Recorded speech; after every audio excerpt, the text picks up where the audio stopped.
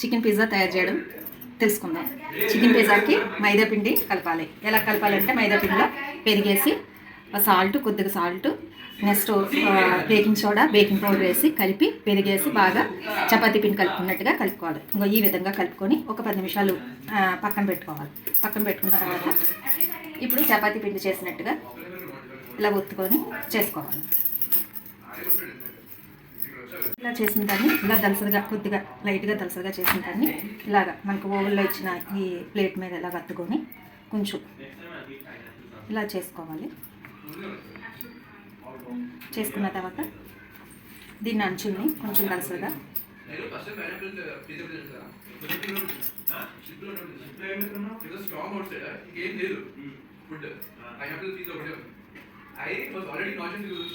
ఇలా చేయాలి. చేసిన తర్వాత ఫోర్క్ తోటి హోల్స్ పెట్టుకోవాలి. పిజ్జా అంతటి పిజ్జా సాస్ ఉంటుంది. ఈ సాస్ని అప్లై చేయాలి. చూసుకో.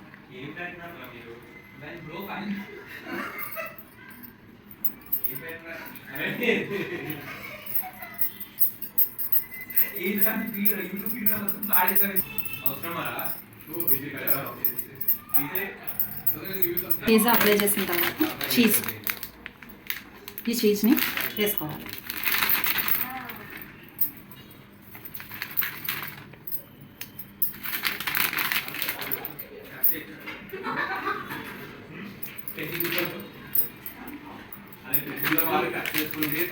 చీజ్ వేసిన తర్వాత చికెన్ ముందుగానే ఫ్రై చేసుకొని పెట్టుకొని ఆ చికెన్ ముక్కల్ని కొంచెం చిన్న చిన్న పీసులుగా చేసుకొని అప్లై చేసుకోవాలి.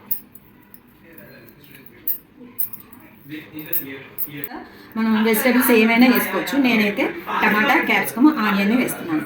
ఇందులో కూడా మనము ఇవి వేసుకోవచ్చు. అంటే స్వీట్ కార్న్ వేసుకుంటే చాలా టేస్టీగా ఉంటుంది. నేను స్వీట్ కార్న్ కూడా వేస్తున్నాను.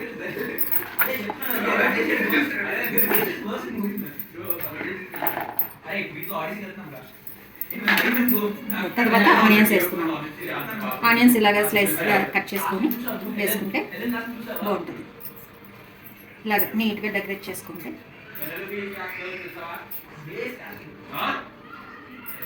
తర్వాత టమాటా, క్యాప్సికమ్ ఇలా క్యాప్సికమ్ పొడవుగా కట్ చేసుకొని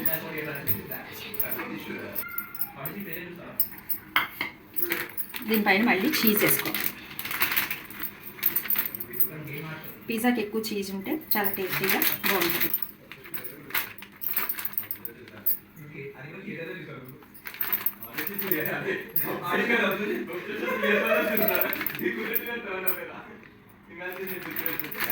తర్వాత చిల్లీ ఫ్లేక్స్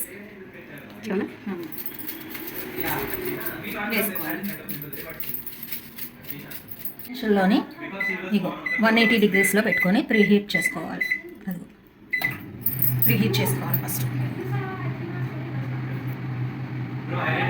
తర్వాత ఆగుతుంది. ఇక్కడ రెడ్ మార్క్ ఉంది కదా, ఇది ఆగింది. ఇది ఆగినప్పుడు ఇది మనం ఓపెన్ చేస్తే ఆఫ్ అయింది.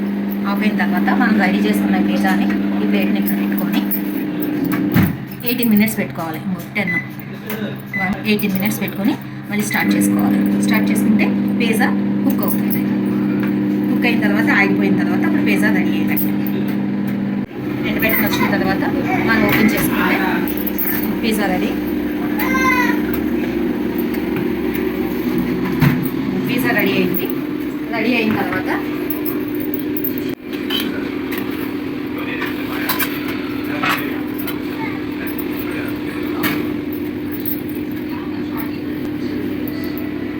Pizza ready.